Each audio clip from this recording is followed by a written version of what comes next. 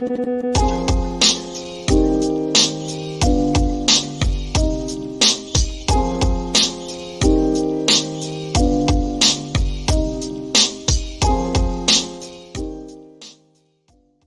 think I'll take a fling at this thing. Where's the money? Oh, I got it right here. My money, yes. Okay, I got it. No, get it out. Is it all there? I saved it all, every bit of it. It's 10s, 20s, yes. Some 50s? Couple 50, of 50s, 50, yes. 50, 50. 20, 10, 10. Yeah. What was that? Somebody put a buck in there. All right, give it to me. Okay. Now, let's go. No, I said all of it. Oh, excuse me. That's the idea. No. Give me the bill. That's the idea. Give me that bill. Give me your hand. Put it in my hand like that and leave it there. Okay. That's better. Now we can...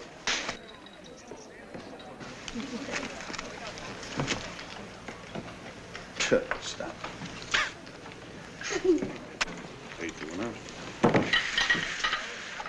Now, it don't look nice chewing gum in that suit. I'm chewing my mouth. Well, skip it. Here, buy us some chips. Okay, mister, we would like to get some... Hey, yeah, it's quick service. Here, here's some chips for you to play with. And take it easy. What do you want to do? Let's both play 33. All right, here. Put 33. Put it on 30. Put it on 33. On 33. Number 33. 30. Hey. Oh, 33! Win! 26 black, the winner. The house wins. Get your bets down, Hey, ladies wait a and minute. gentlemen. What kind of a ball is that? It's got the hiccups. Hiccups. It's a... Who's in 30? Get your bets down, ladies and gentlemen. Come on, we'll play 33 again.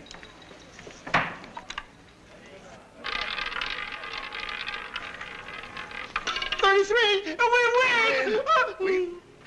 13 black, the winner. Nobody on it. The house wins. Get your bets down, ladies and gentlemen. Mister, we want to play 33 just once more. This time you're going to get stuck. 33.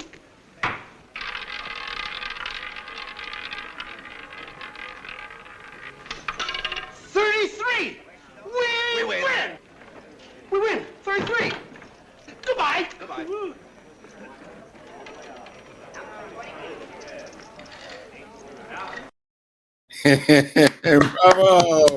Bravo, Costello.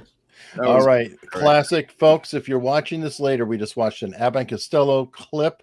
If it's not here, you can see it on Rumble, but it probably got yanked due to a copyright fight or something else. Don't be so negative. Only it may be below the radar. You never know. Well, we're hoping for. I mean, how many shows have we had where we sit there talking about the intro clip and then looking quite ridiculous? You know, everybody coming later watching it's going, "Where's that intro clip?" Well, it would be on Locals and also on Rumble. If people, you know, we could put that in the chat. You know, I mean, in the comments. You know, just saying if you can't find it, go find it here. Yeah, but I can also say it in the show. Right. Well, it's both. So when people are confused. I mean, Abbott and Costello, I mean, that bit, it's really funny because Bud Abbott was called by Groucho Marx the greatest straight man in the history of entertainment. In fact, Bud Abbott originally wanted a 60-40 split with Costello because the straight man in vaudeville was considered gold. Like there's a lot of fat comics around, but Abbott's ability to be that straight man was what made the act.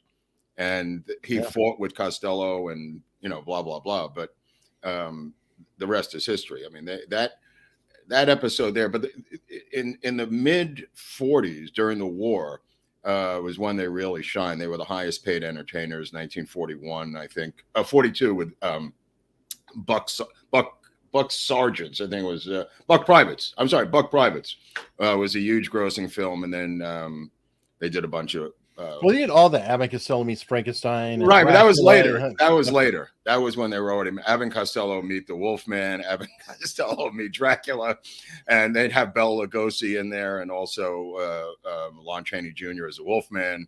Yeah, those were gold. But that was in the late 40s and going into the 50s. But at the beginning, I mean, they came out of vaudeville in the late 30s, and their radio show in the early 40s. Costello had to create that high-pitched voice because they were doing Who's on First on the radio. Oh, so you couldn't tell the difference as to who was who. That makes sense. So he manufactured that high voice to offset the tone of Bud Abbott, and the rest was comic history, I guess. Well, they're also impressive physical comments, though. comics. Yeah. You know, it's like not everybody, you know, it's like the silent movies. When they open their mouths, some of them were knocked out when they went to sound. Oh, yeah, not these two guys. I mean, they literally came together in New York, in vaudeville, and in burlesque, and before they, you know, made it on film, made it onto TV. I mean, and radio. Before they even made it on radio, they were already a hit, you know, comedy duo. I mean, they worked a lot with numbers, who's on first, and then doing all these monetary things. But yeah, even that I cut out a part where they were arguing about go ahead and put it on 20. I'll take 22. Right. You said 20. We'll do it. Yeah, you know, definitely. But the rhythm and pattern that they did. Now I know they rehearsed it probably 5,000 times, so it felt absolutely organic. But well, no, I mean they had done these bits for years on stage, is what I'm saying, live, just like the Marx Brothers had done live their bits. So when they were transferred to film, the Marx Brothers were able to do it on film. The same thing with the Three Stooges. All of them had been in vaudeville doing what you saw later on television. They had done for 10 years on stage. So it wasn't that they needed rehearsal. The rehearsal was already their life, you know, of doing these shows. Somebody's actually asking, where's Barnes? Have you watched Robert Barnes before, Brian Halcott? Have you? It's like Batman. Batman shows up a little later in the episode. Yeah, Barnes comes when Barnes comes, and we're just happy to have him. And besides, folks, it gives me an opportunity to chat. So I need to just filibuster for a little while so I can get my my verbs into the show, because it'll be funny. As a matter of fact, I might, after the episode, look at the EQ line, pull the sound files. What's an EQ line? Equalizer or something? I'll pull all three tracks, like the soundtracks, and it'd just be like, it'd be these two tracks completely full, and there'd be like little blips, kind of like a sonar with mine. Be like, check, and okay. And we're right here. Voila. All right. Salty Army. What do we have? Salty Army. Yeah. In honor of the great Salty Cracker. Dude, that's one angry guy, Robert. I'll tell you. I watched him the other day. I don't know what's going on up in Sacramento. He lives in Northern California or something, or I think in the Valley, but no, I'm sorry, not the Valley. Oakland area. Oakland. I'm thinking like the Fresno Valley area, right? Or over towards the Bay. Right. No, that guy is one angry dude. It's very enjoyable. I don't know how he got that angry, but God bless him. It looks like he's a walking heart attack. You know, he's his meme makers are just. It's a very sort of young, the Donald, the Reddit. Sort of, a lot of them were gamers way back. They're here now. They're already showing up. Yeah, exactly. Well, you'll know it because they'll start saying there you go, that in the chat. I mean, the guy gets massive audiences, puts a lot of effort into it. Representative of very kind of what I would call the young populist base of Trump supporters. Very good proxy if you pay attention to what they're thinking and saying and doing. Right. He's a young Alex Jones to a certain degree. Represents the younger portion of an Alex Jones. Like a lot of them love Alex Jones. Right. So it's very similar kind of mindset. But what's fascinating to me is how many of these people were apolitical a decade ago. They were not looking to be engaged. They were not looking to jump in. They were wanting to play games, live their world, in the comics world, the entertainment world. Just give me my Star Wars. Just give me my Star. Like I was watching. Did you ever watch the great members of my locals board, vivabarneslaw.locals.com. You can follow Eric and Mark at unstructured.locals.com. Mentioned they recommended Firefly, which I'd never heard of, which was fantastic. It was a TV series that finished in the movie Serenity. Adam Baldwin follows me, actually. Say it again. Adam Baldwin. The normal Baldwin is in Firefly. Yeah, that's great. Yeah, the normal Baldwin. Wouldn't it be great if we did a Baldwin episode and it was just about Adam Baldwin? They'd have a heart attack. I don't know, but he actually follows us. I sent one of the episodes and he follows. That's fun. What else do they watch, Robert? Well, and then they recommended Babylon 5. So Firefly. Babylon 5 is fantastic. Babylon 5. Okay. Babylon 5, also fantastic. And they recently recommended Stargate Sg1, the TV series. Really?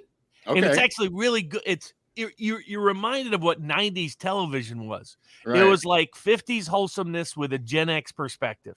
Right. There was none of this. Like it would make fun of the cultural being culturally correct while, trying to still embrace women's rights and being tolerant and things like that, but no wokesterism. And they made fun of the wokesters and how you could still make gender jokes, in a traditional way, gender commentary in a traditional way. They didn't have the money for effects, so they had to go with plot and thought. Exactly. I mean, it's so much. I mean, the writing was so much richer. I mean, it was just the ultimate show of the 90s. To me, is the X-Files, of course. That's like right, of course, 90s show. But I didn't realize how many of these other ones that Babylon 5 was 90s. It was because, let's see, I was in law school. That's why I wasn't watching any TV.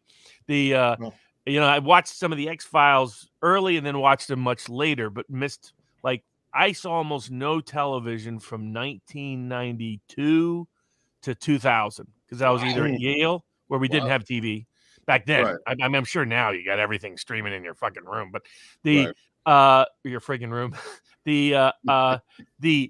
that's where they had the sort of what was normal. Well, to get any idea what Yale was, this was like when I knew Yale was going to suck.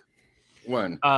So I was on old campus. I get there, it was the first time I had really drank alcohol.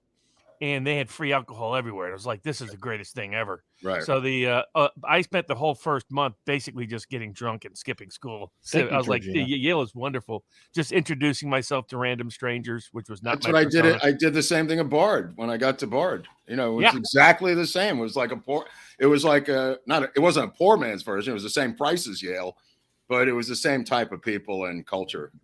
That's funny. I haven't heard it put that way.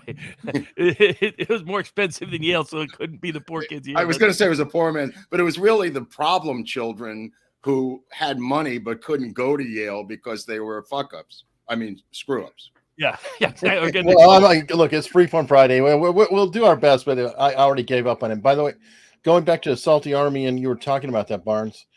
I was telling Mark recently, because I don't think he realized how important Gamergate was in terms of pre-Trump and fighting the wokeness and being the canary in the coal mine of everything going on right now. That was kind of the cultural, I feel like that was the starting point of the whole culture war.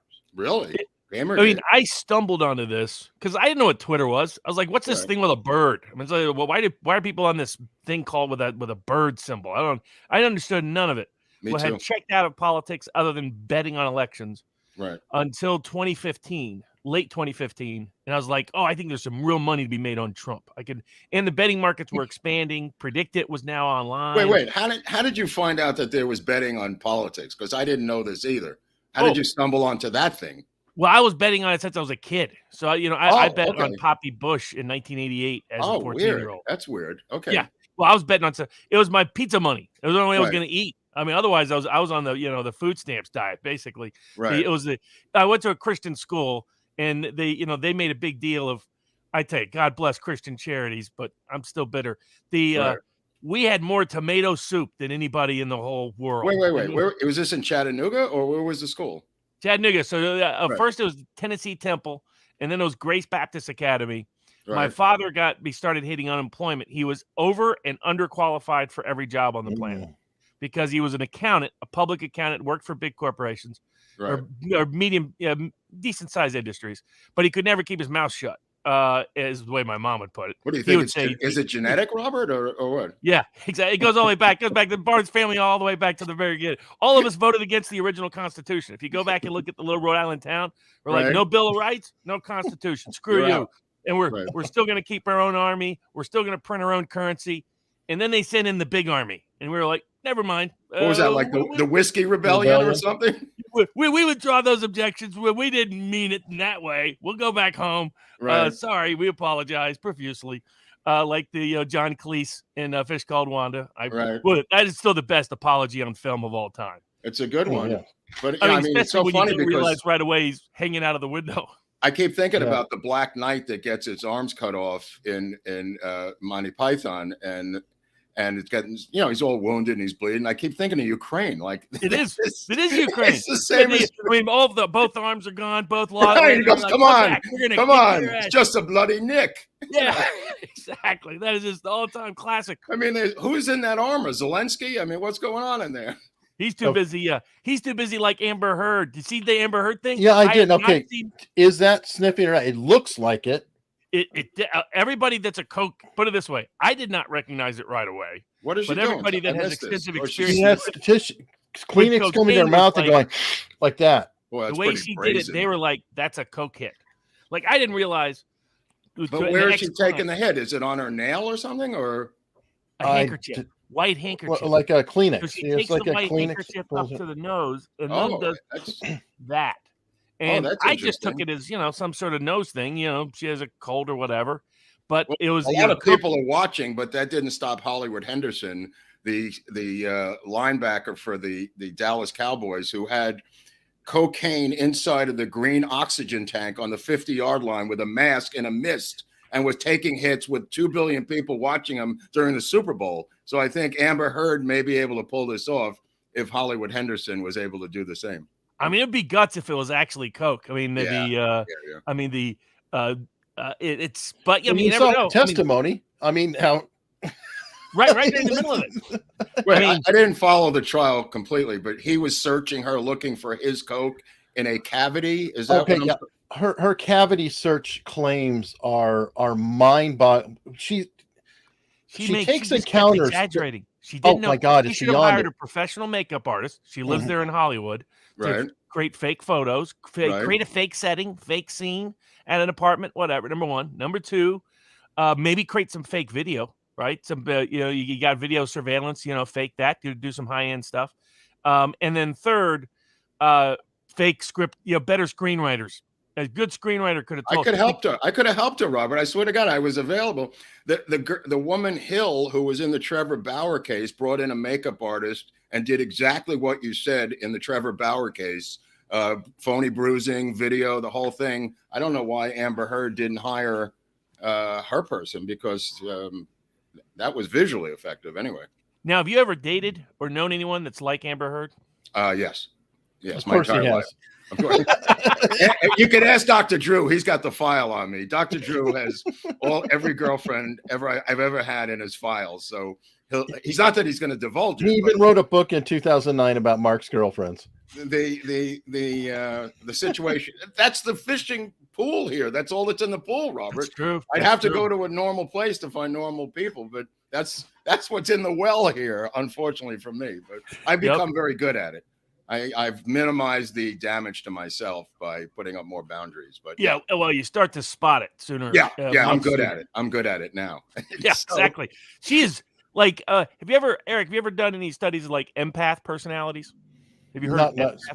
No, not specifically. No. So the idea is that it's people who pick up and absorb other people's emotions if they're in their presence of them. Sure. I know empathy. Right. Yeah. And it's basically a version of that. And what it is, but like when you're younger, you won't realize it. In other words, you all of a sudden feel angry or irritable or upset or agitated and not realizing you're absorbing just somebody else's emotional stuff. I have a touch of that actually, because Woody Allen made a whole people are movie arguing about it. around me. It really starts to frazzle me. Woody Allen made Zelig, which is kind of about that, where he transforms into these other personalities. It's a comedy, but that's what the message of that movie was, how he becomes these other personalities. Absolutely. It's very helpful. Once I figured it out, I was able to figure out what was going on, because I can have that at an intense level. Well, keep in mind, every damaged person in the country comes here, so you've got a pool that's enormous of damaged people, whether they're attractive, talented, brilliant musicians, actresses. That's part of it. But the other part is they're all emotionally narcissistic, damaged boundaries, everything crazy, borderline personalities. They're all together here. And the ones who didn't make it are the waitress at Dupar's. The ones who failed are still integrated into the culture. So they're everywhere. The librarian who wears the burqa and mask and shield, when you go to take out a book. I mean, every nut in the country's here. Yeah, except now they celebrate it, which is a problem. It's like, instead of saying, okay, you need to back off, you're a little sensitive, learn how to get around, maybe go into another room, calm down, cool out. I mean, I've met you, Robert. We're not dissimilar. We're both kind of quiet, looking around us in real life. But now it's like, now we're saying, no, you have to adapt to us, because I need a safe space. Oh yeah. And that's got to go. Well, when we first came out here from New York, a bunch of us in the mid 90s moved out here for show business. We realized one thing that differentiates New York from here. They have no concept. They can't understand what we're saying. It's called sarcasm. They just can't. And it just drove us insane for like 2 or 3 years until we realized that sarcasm does not translate to the other coast. And, we're sarcastic. It was like Trump kind of sarcasm. You know what I mean? Just whatever you said, they just didn't get sarcasm. And after a while, you just give it up and blend in with the rest of them because they're not going to be able to understand what you're saying. It's really bizarre. I don't know. It ends in New Jersey or something. It's very much I don't know why it's such an urban New Yorker phenomenon. You get bits of it in Boston, you get bits of it in the East Coast, but yeah, I mean, like from an empath personality perspective, just watching Amber Heard was terrifying. I mean, it was just, this is someone that was just screaming. You're waiting for her to get the knife. I don't know if you saw the photo of her at the end. Somebody caught a photo of it. It looks like the Wicked Witch of the West.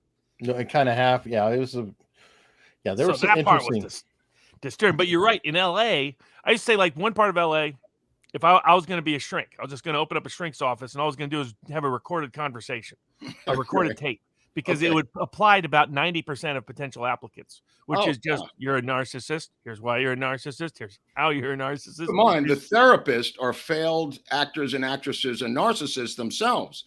So that's how they lure you in.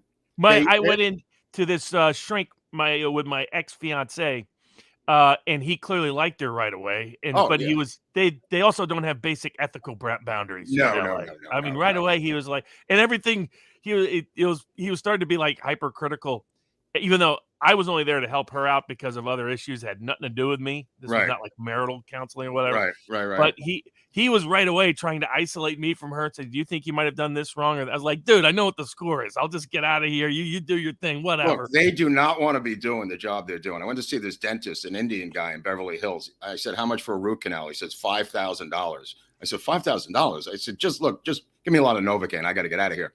And he says, look, I really don't want to be a dentist. I go, well, what are you telling me for? And he goes into his outer office, brings back all his photos from India, and he was the Elvis impersonator of India. And he said, that's why I came here, was to be the biggest Elvis impersonator from India. Unfortunately, I had to become a dentist, right? So then I go to the eye surgeon, and it's a guy from New York, and he's doing something to repair a retina in Pasadena. And he says, I have a script, and he brings it out. It's about an eye surgeon. Yeah, everybody's got a script. My friend has a heart attack. He goes to Burbank, to the hospital there. And the doctor comes in, the nurse, they all have headshots. They think it's the ER, that he's going to direct an episode of ER. He's laying there on machines, and they're bringing him headshots into the room. They don't want to be doing what they're doing, but they have no choice because the other thing dried up. So reluctantly, they're a brain surgeon. And that's why this place is so insanely crazy, because nobody wants to be doing in New York. They're all doing what they're supposed to be doing. You go to see a foot doctor. He doesn't want to play for the Yankees. He wants to be a foot doctor. Here, it's like, I have a script. I got to tell you about it, Right. Yeah, exactly.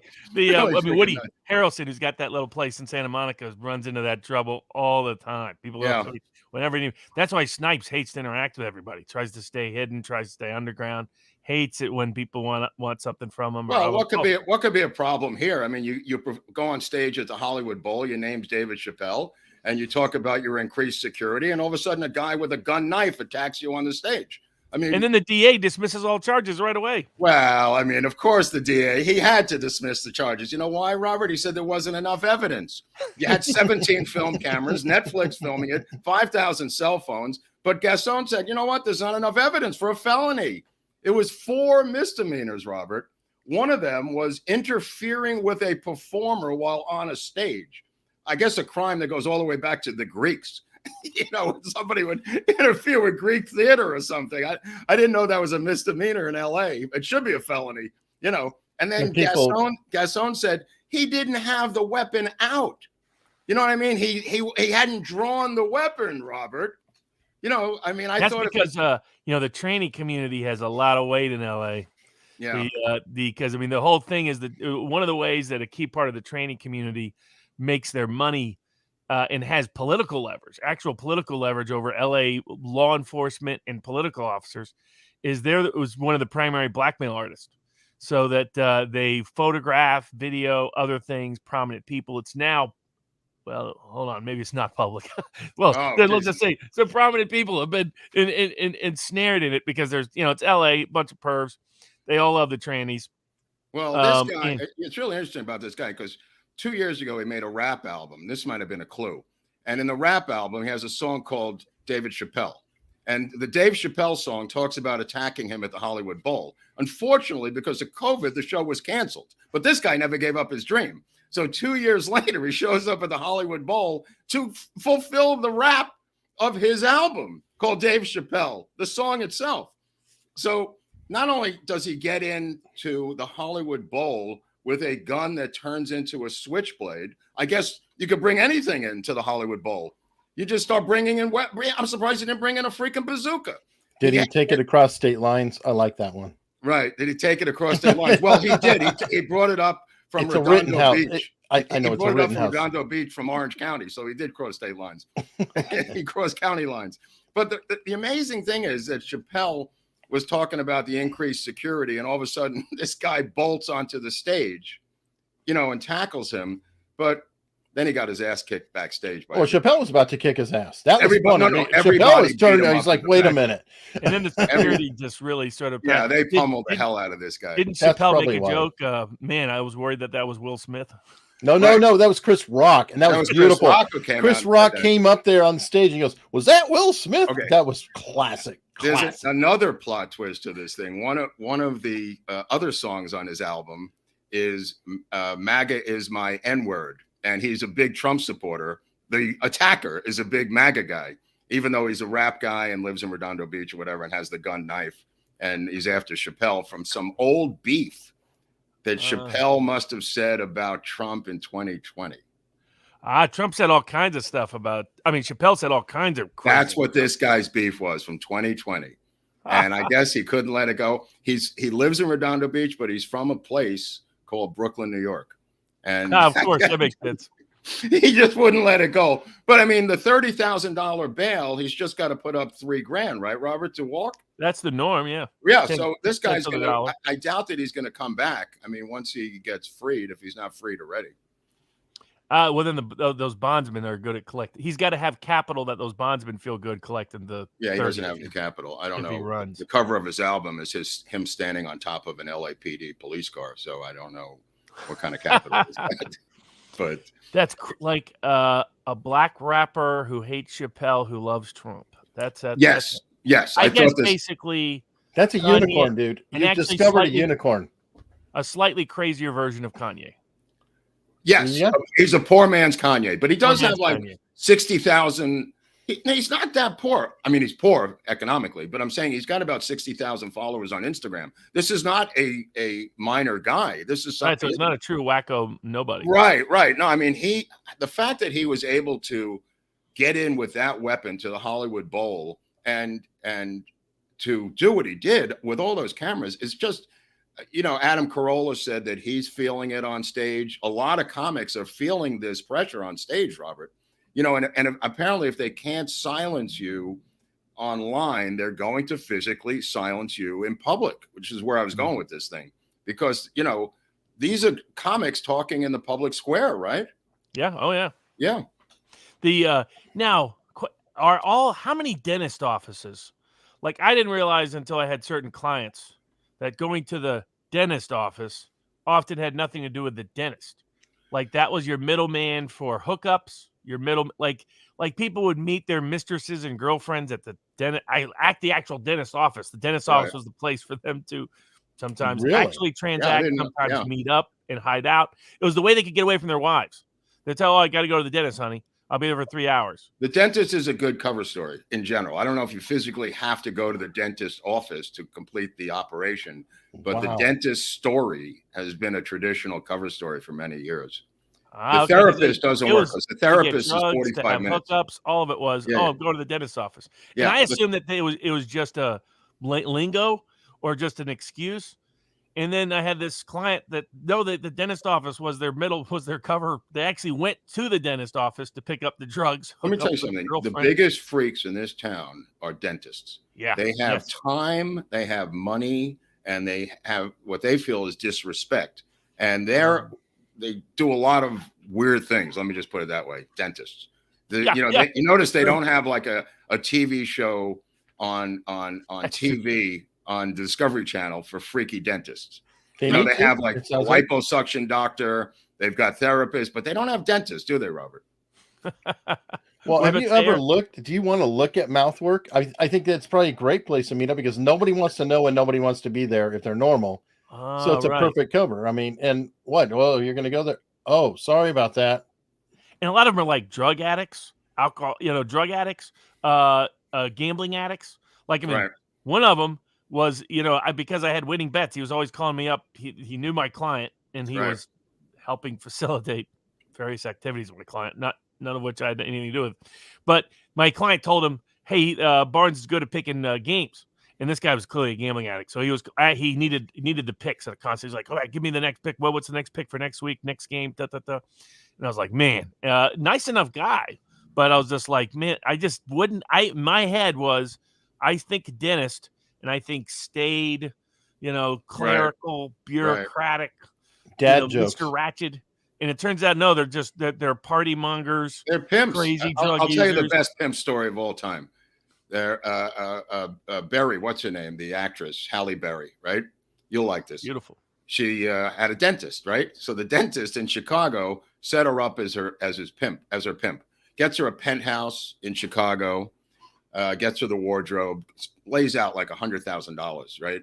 So she becomes famous, and he calls her up years later. She wins the Oscar. Her mother's sitting in the last row, her white mother. She talks about Butterfly McQueen and all this other jazz.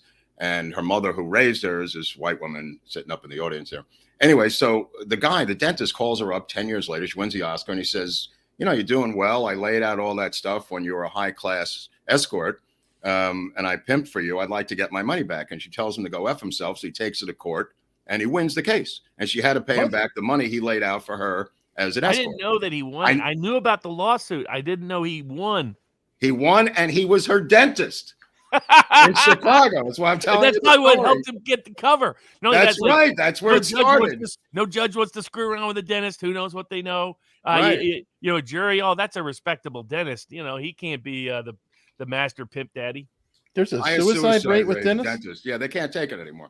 Well, okay. I just looked real quickly and I saw it was MDs, dentists, cops. So I'm like, really? Third? Dentists.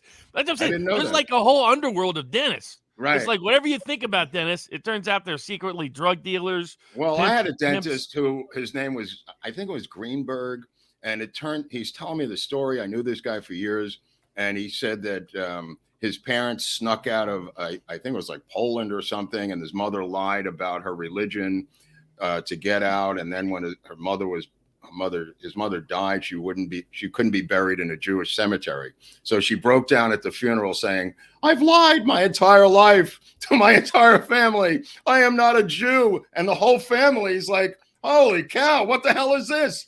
And she's not allowed to be buried next to her husband. So she reveals at the funeral.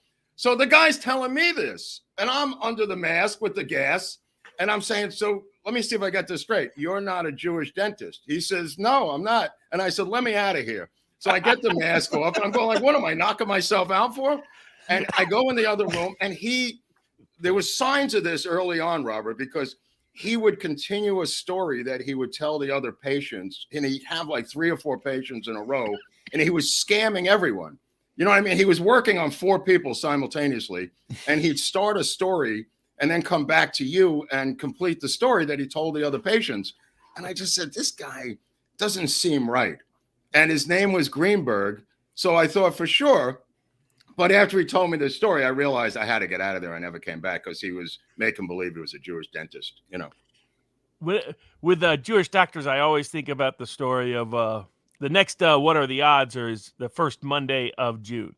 Will be the next What Are the Odds. We'll do this show the first Friday of every month. We'll do What Are the Odds the first Monday of every month. We may do What Are the Odds more often in the fall. Oh, Whenever I good. think of Jewish doctors, I always think of Fletch when he goes in and he's like, "I'm Dr. Rosen." Right. Let me tell you something. That Fletch series made a lot of money for Chevy. You know, that was. Oh yes, those are He was great. perfect. Those are That, great, like that and underrated National films. Lampoon's Vacation. Right. That and then playing Gerald Ford. I mean, always sticking his head up when he heard the gunshot. Dude, I mean, look how many people try to Yeah. kill Gerald Ford. Squeaky Fromm tried to kill him. I mean, you got the worst people in the world who don't know anything about guns trying to kill him. Yes. He had 2 assassination attempts, I think, in the same month, right? Yeah. It was He's right. still the only guy to point his head up when he heard a gunshot. Right. Somebody pointed out that they actually thought Chevy Chase was funnier than Bill Murray because Yes. of the character. There is a more lot popular. of Character people line. believe that. He was more popular on Saturday Night Live. His films were initially more popular in certain respects. Yeah. He was more likable too. Bill Murray always came across as not necessarily personally. Isn't Bill Murray? What happened recently with Murray? Supposedly he's a little touchy.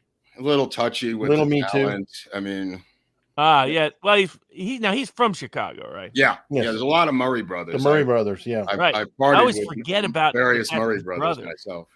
Because his brother's actually decent actors. I mean, Murray's range. I think Murray's always been the better actor. In other words, he can pull off dramatic roles very easily. I think great comedians can, and maybe Chevy Chase could have. I don't know if he ever tried. Well, But he was a leading man, Chase, because he was tall and handsome, and you know what I mean. He was also the drummer for Steely Dan when we went to Bard College. Nobody knows that. I guess Steely Dan went to my school, and Chase was the drummer. It was before they didn't call himself Steely Dan, but right before they got out of college, Chase was the drummer in my school. I mean, Chase always just seemed more likable. The stories I heard was that he had a real alcohol problem. Well, those are not stories, my friend. Those are facts.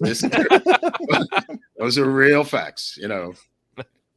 It's amazing. Like, the interesting thing is, but not that Murray doesn't have it. I mean, let me tell you something. Murray would appear. I'll just tell you something about Murray. Murray appears at people's backyard barbecues. There's a whole movie on it. Dude, it's just insane how many times Murray Murray encounters. Yes. He'll walk in the house, he would wash dishes. Yep. I mean, he just goes into a party. We've all had Murray encounters where he just shows up at your backyard party and doesn't leave and moves into your house. And then somebody comes at some point to pick him up, usually like 2 gorgeous girls in a convertible, and just says, bye-bye. And that's the last time you see Bill Murray. You know, he doesn't have an agent anymore. Hasn't for years. I know. Yeah, Funny, it's an because I number. have friends who were writing on Letterman, and Murray was coming in for the week to work on jokes for Letterman. So they got him a case of Jack Daniels just for the whole week, you know, this bottles of Jack Daniels to drink. And Friday night comes, he's supposed to be on with Letterman, and he takes a mop handle and he breaks all the fluorescent lights that are overhead, saying, this is affecting my creativity. So he smashes the fluorescent tubes. That was the first sign of trouble. Then he downs like a quart of Jack Daniels and he says, fuck it, I'm out of here, and leaves. And that was the whole week of Bill Murray trying to get on Letterman, you know, and they just, you know, didn't come back. Wow. Yeah. Oh, yeah. There's some legendary stories. Well, I mean, and what I found in Hollywood was you had the failures, the narcissist, and then you had a third group of like some that were successful, that were nice, were almost all depressives. Usually, there's a lot of sad people out here. I mean, like that's what kind of what Johnny Depp is, really. Yeah. Johnny Depp has got depressive tattooed on his forehead.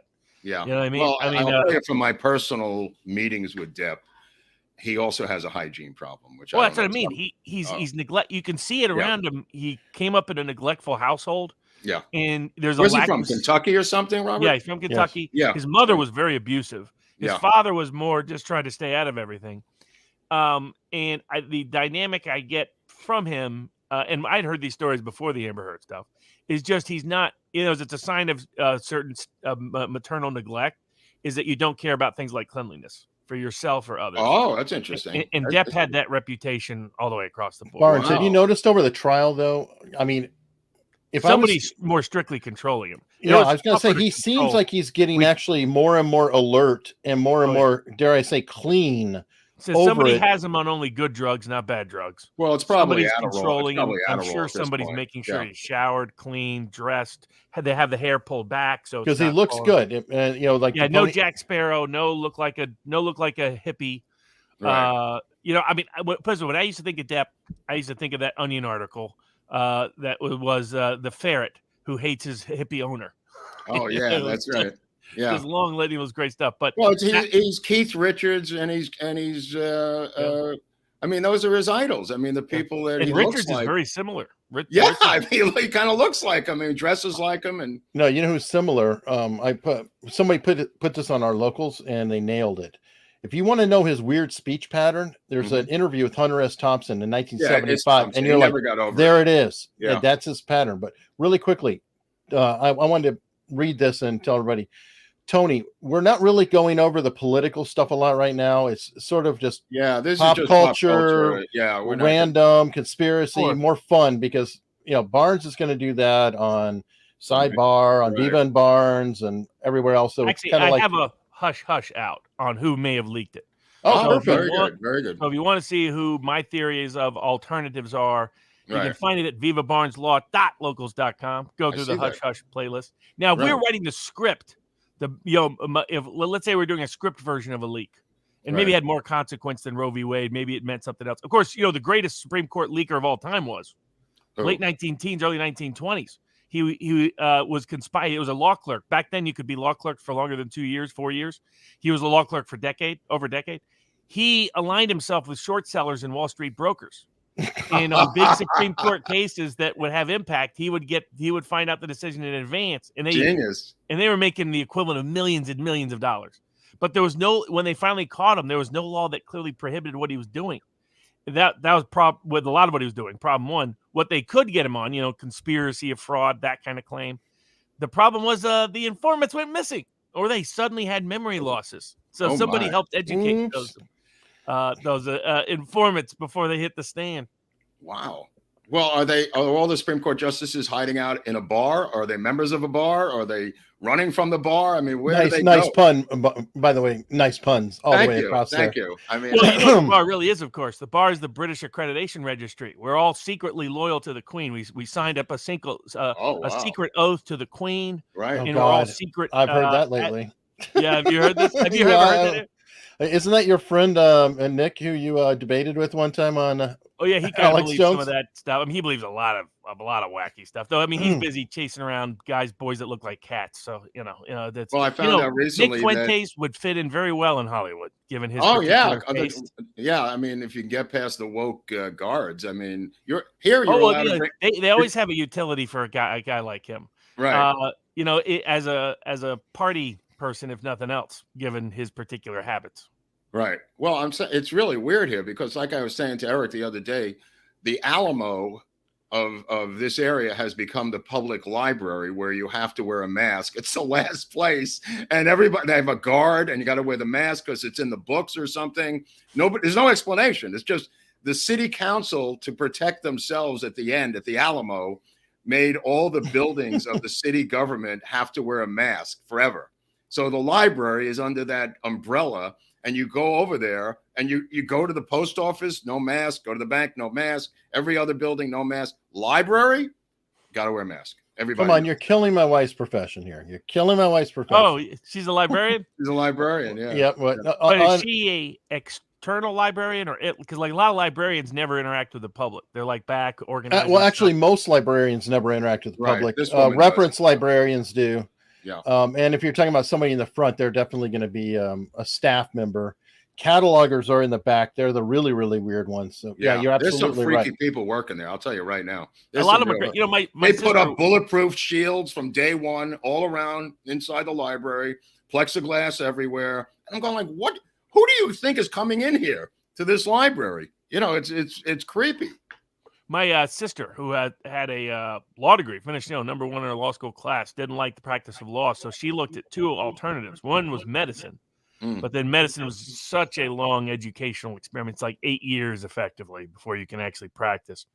And then the other aspect was then she wanted to become a librarian for a while. She really spent some time on it. Ended up not going. Well, maybe she went all the way through. I'm not sure. Wait, she really liked the rib chick? I'm sorry. Is this the girl with the ribs? No, this is my sister.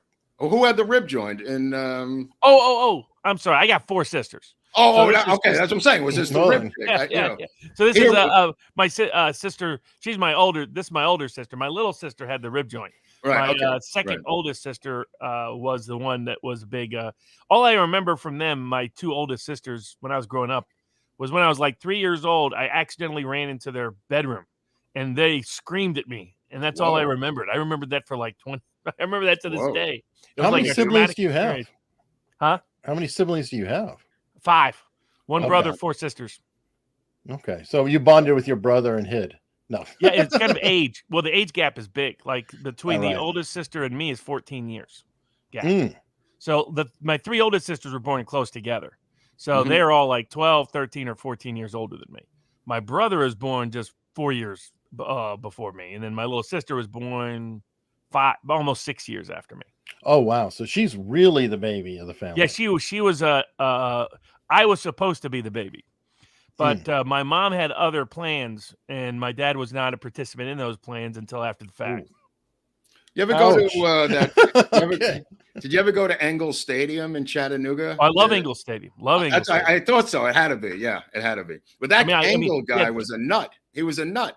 Oh, he was a great nut. I mean, he was one of the great all-time promoters. Yep. Engel Stadium is a great historic baseball. I mean, Yep. now it's no longer used for minor league baseball. Sadly, they moved it to this like crappy fake one up on the hill, which I could care less about. Well, they shot 42 there. The Jackie Robinson movie. It doubled as Ebbets Field, which is why I was interested in it. But Engel himself, we had an episode about Jackie Mitchell, Eric and I, and that episode happened with the Chattanooga Lookouts in 1935 at Engel Stadium. And Engel was, like you said, he was a P.T. Barnum, right, Robert? Yes. Oh, absolutely. Great promoter, all-time promoter. The baseball stadium has this like huge, like Boston style, big out in left field. Well, is that left field? Yeah. Out in left field, a big like green monster wall. Right. It has an old school where you still change the scores. There's a guy back there putting in the scores. Old seats. You used to be able to smoke cigars there, which was great. He brought in elephants and had people have a lottery to ride on the elephants, and I think he crammed in like 28,000 people in a 12,000 seat stadium in the middle of the Depression. Robert, he had the girl that struck out Babe Ruth. That's the one I'm talking about, Jackie Mitchell. Yeah, we did an episode on her. Yeah, about her striking. Oh yeah, I mean, the real. Am I being spoofed here? Is that am I being spoofed? I don't know what that means. Well, no, that's your typical salty fan. Your salty fan has unique name. Like, for example, on his locals board, somebody put up what the Chicago mayor said, which said she will make Chicago safe for abortion. And one of the salty cracker response people was, yeah, in fact, in Chicago, they'll make it so safe that you can just hire somebody and they'll come and shoot your kid anytime you want. Well, I mean, it's like what is it that they always say that children die of a gun violence, and it's X number every day, and then you say, oh, what's a child? It's everyone 19 years old and younger. Yeah. Right. Oh, right. Yeah. So I'm sure there are a lot of children. Who is the worst mayor in the United States? I mean, we had to have a survey of because she's in the running. This nutty. Oh, she's in the running. Also, she looks like such an alien. I mean, she really looks like Beetlejuice. Or DC, a DC she looks super like villain. Beetlejuice. She's the mother of Beetlejuice. Yeah, could be. You know what? She's Beetlejuice's mother. I just realized that. Yep. Very apt. Usually they bring in glycerin. It's really funny because in Hollywood, between takes, Amber Heard, just about Amber Heard crying. I don't know if that's a controversy, but in Hollywood, the hair and makeup people between takes will offer you emotionally glycerin if you can't emotionally get to the scene to repeat it 80 times. You know what I mean? Like you have to cry for 15 takes. Each time the tradition is the hair and makeup girl comes over and says, would you like glycerin? And they say yes or no, depending on whether they can produce tears. And I don't know, maybe she's waiting for the... She failed to produce tears, though. Right, but I'm saying she's used to having the hair and makeup girl come over with the glycerin, but there's no glycerin in court. So the ducks are dry. The ducks are dry. All right. Yeah. Would peppermint help create tears? I don't know if they traditionally use glycerin in Hollywood, which is, it glistens on camera, which is what you want. Oh, okay. Yeah, there's a reason for everything, and it glistens and it's harmless. But some actresses or actors would rather produce the tears. Unfortunately, they can't do it for 52 takes. So it could be the peppermint. I mean, because it can't. I mean, if it was like sniffing jalapeno or something, then she would just be blowing out tears and be some. You So can't it have to be control something that. just slightly irritating. They will not allow different substances. Like even the cigarettes, the phony cigarettes are controversial because they irritate people's eyes. You know what I mean? So there's all kinds of rules and regulations about what can be used and what cannot be used. And I think that using peppermint oil, it might be verboten. It might be just too strong. Yeah, but in the courtroom. In the courtroom. Yeah, I mean, this is her biggest performance. Yeah, yeah. You know? I mean, come on. Yeah, I don't know. mean, I don't know if they practiced it. The other problem with her performance was believability, and not just the. Now, I think the reason why she can't cry has nothing to do with the truth or false of the statements. I think that her response to early childhood abuse was that she's a survivor, and her mindset. That's why, you know, she didn't internalize it; she externalizes it. So she's too tough. She's too tough to ever be affected. Right. I think some of the stories she told are of actual abuse. It just weren't by Johnny Depp. Well, just so you know, the rule of thumb out here for sexually abused girls is they either become really introverted and asexual, or they go the other way towards the girl hypersexual. On girl. Hypersexual. Yeah. Either they become strippers or they become nuns. You know, they either shut it down or they go the other way. And that doesn't apply here. It's everywhere, you know.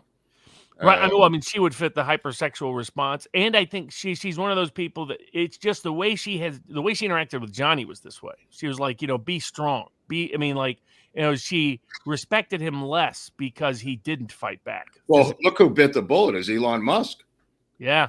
He could have been sitting there, right, Robert? I mean, no doubt. He got lucky. That's why he's the richest guy in the world, Mark. That's why he's the richest guy in the world. Well, let me tell you something. Johnny Depp has a few dollars after these movies. If you saw the merch contract that he had, just the merch, Robert.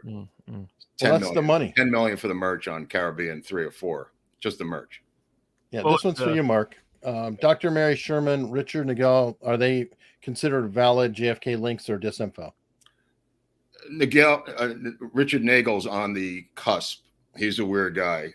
Sherman is I don't know how linked she is because she's linked to the doctor in New Orleans who was working on the cancer killer for Castro. Sherman's a real doctor. Nagel is a weird guy. We could get into it a little later. Is there like a JFK? This might be true too. Botox reduces tears. Yeah, I can. Yeah.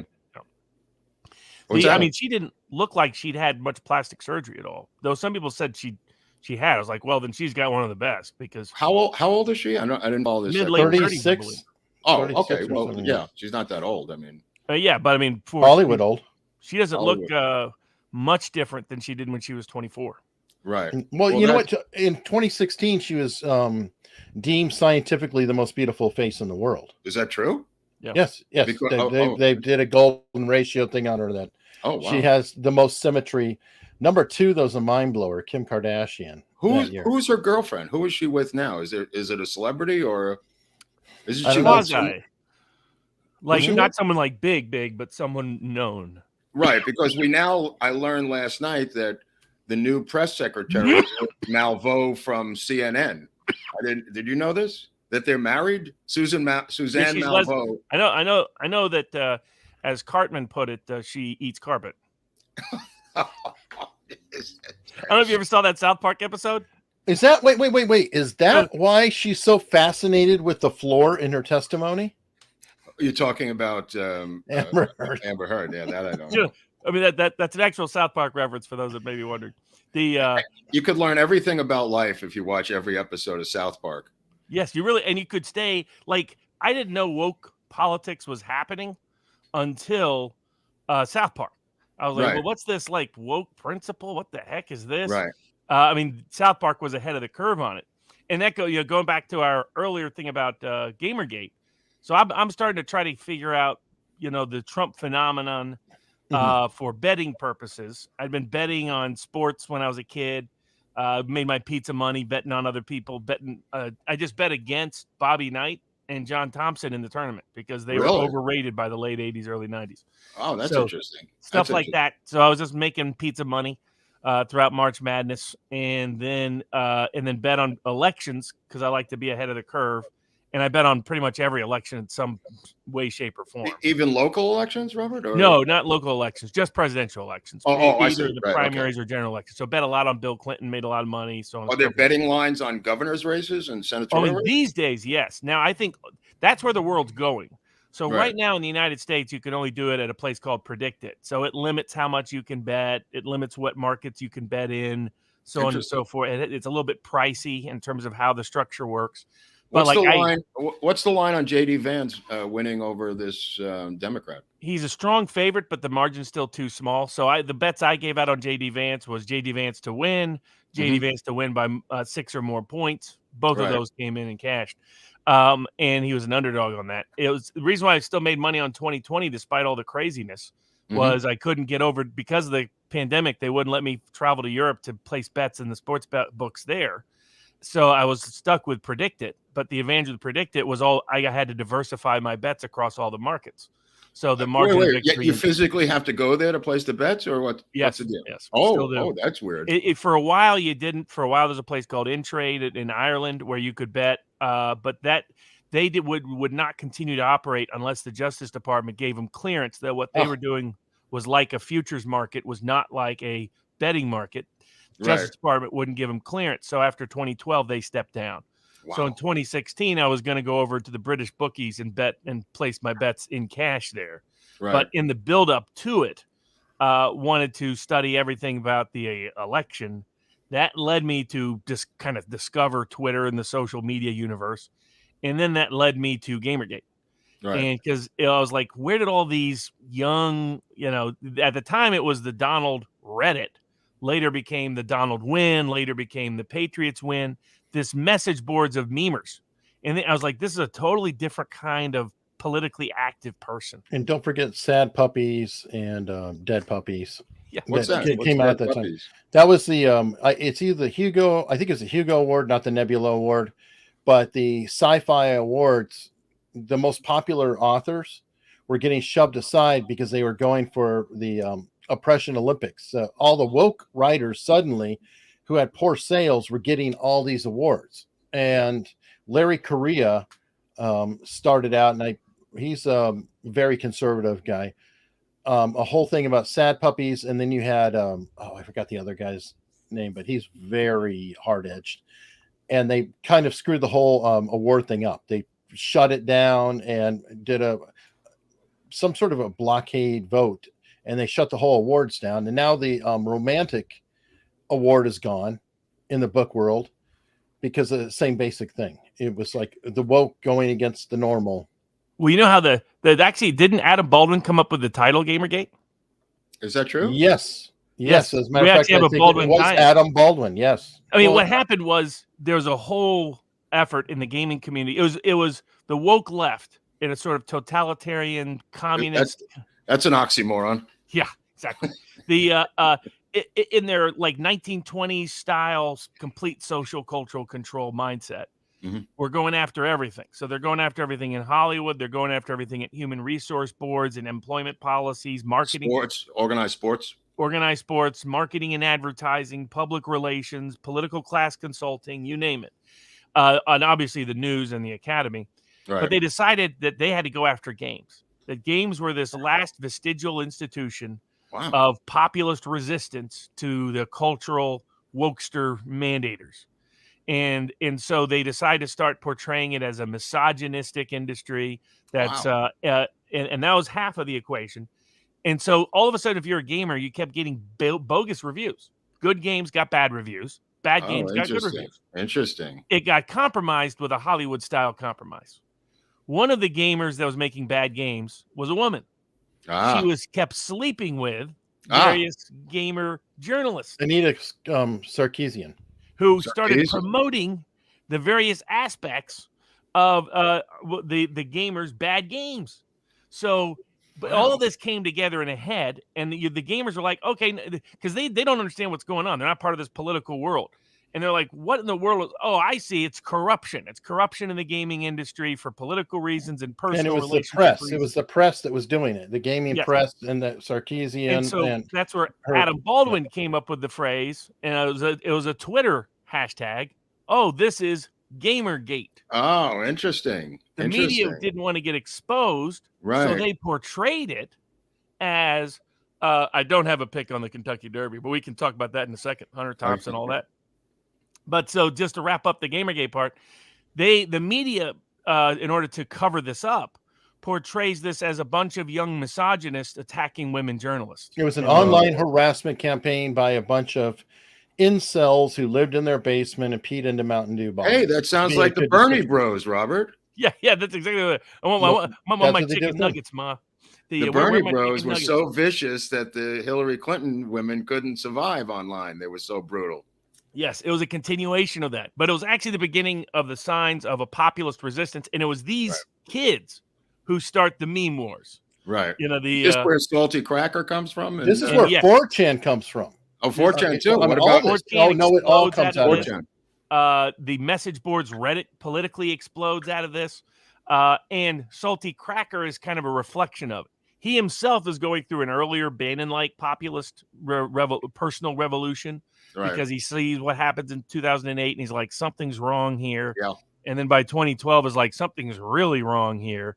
And you have a lot of either apolitical or Democratic-leaning groups. You know, your Mike Cernoviches were in this category. Oh, okay. Suddenly swing to the populist right and become primarily on the culture war, but then broadly the economic political war. And when Trump comes in, this is this community's perfect hero, because not only of the substance, they like the confrontational New York style.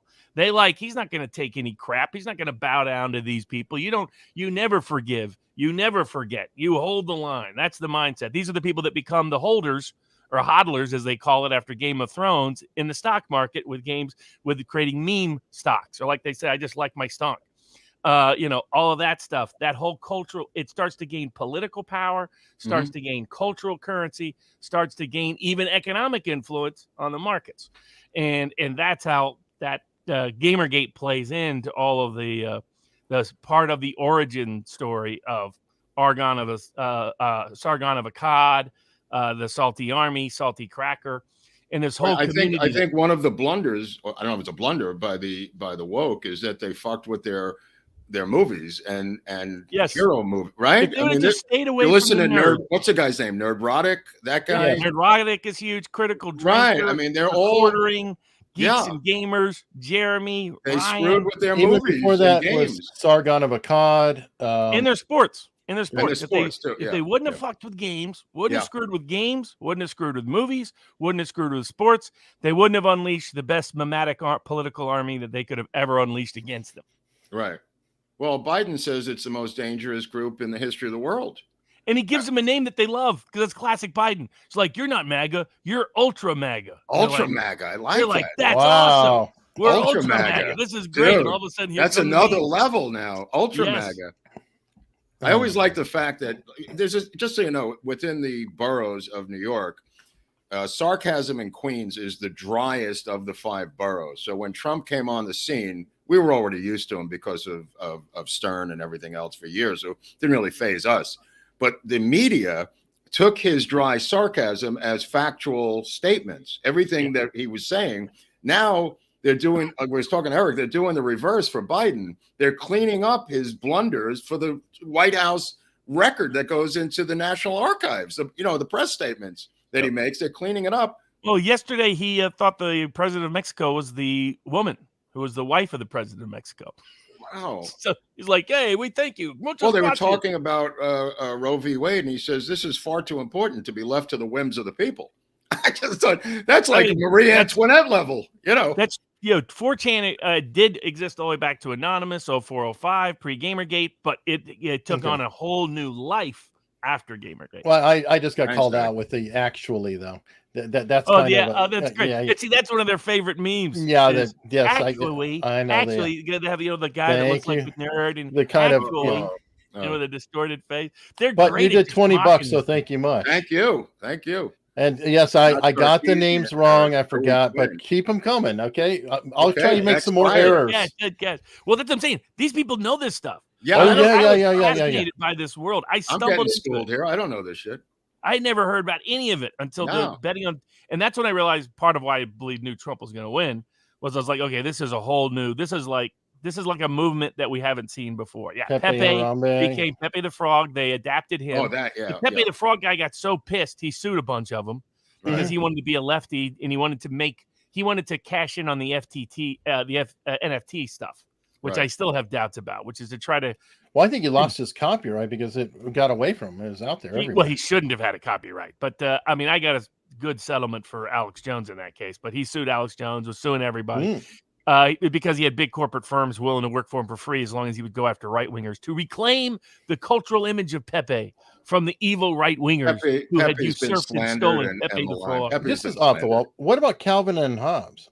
I do love Calvin and Hobbes. Not that artist who was completely hidden. You know, he's not. He quit. He's Sam Watterson, I think it is, or something like that. He's never revealed himself, but he never copyrighted and never merchandised the image.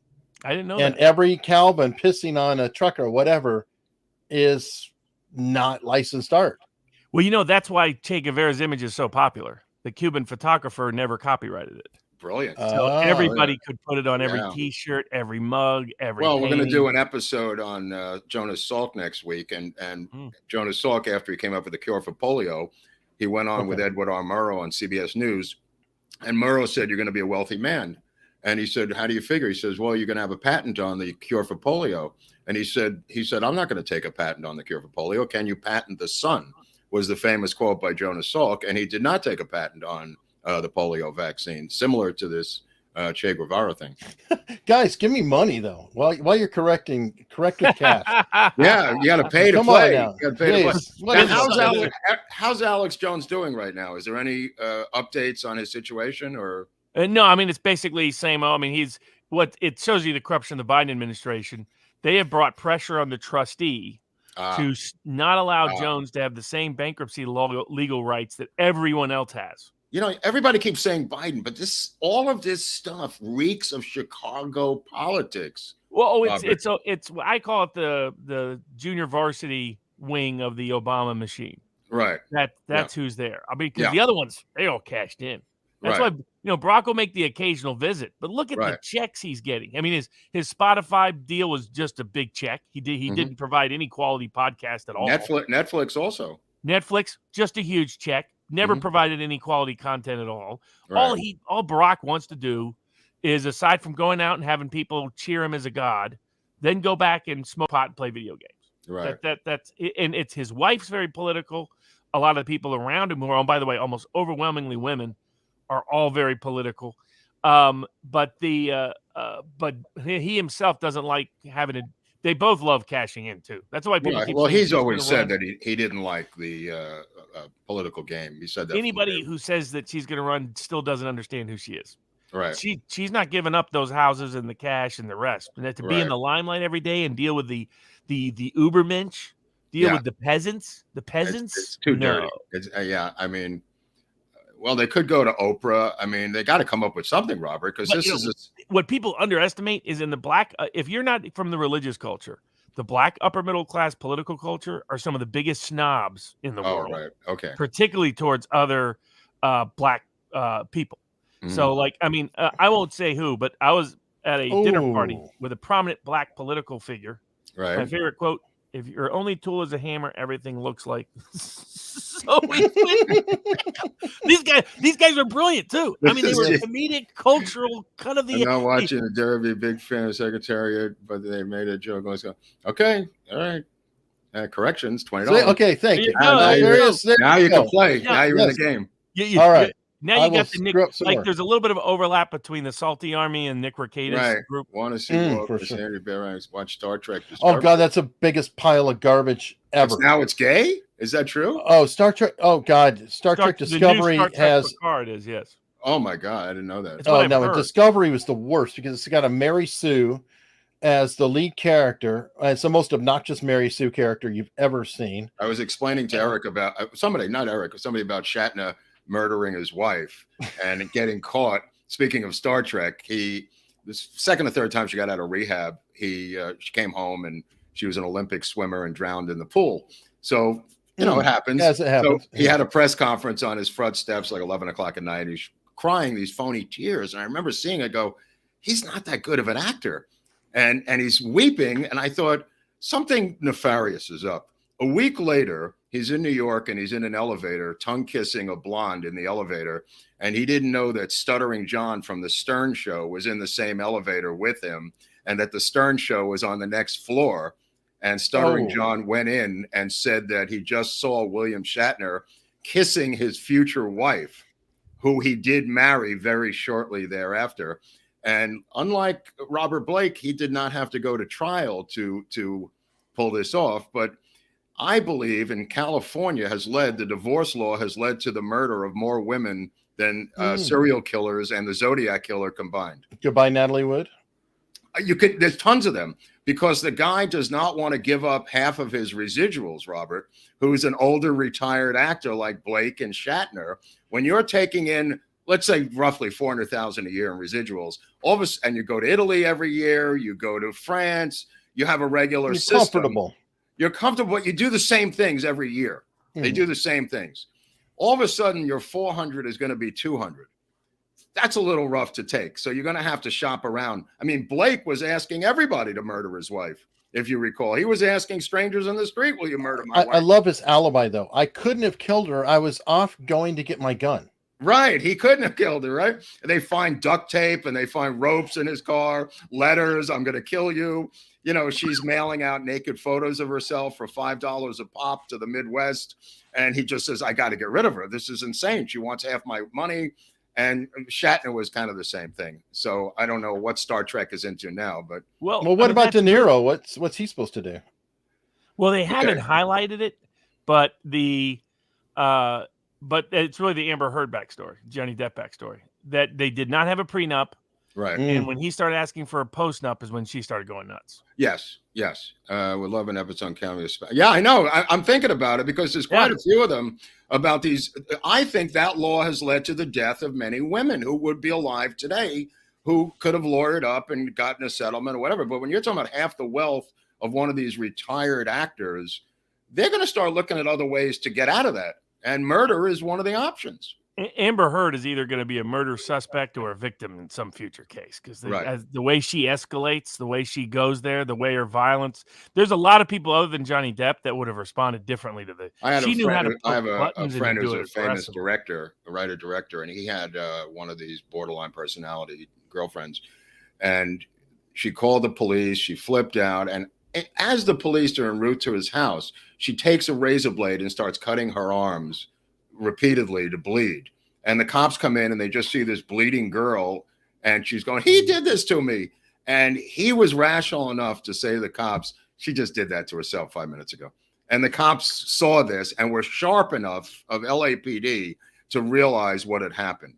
And that is exactly what happened. And the cops saw that and they took her away.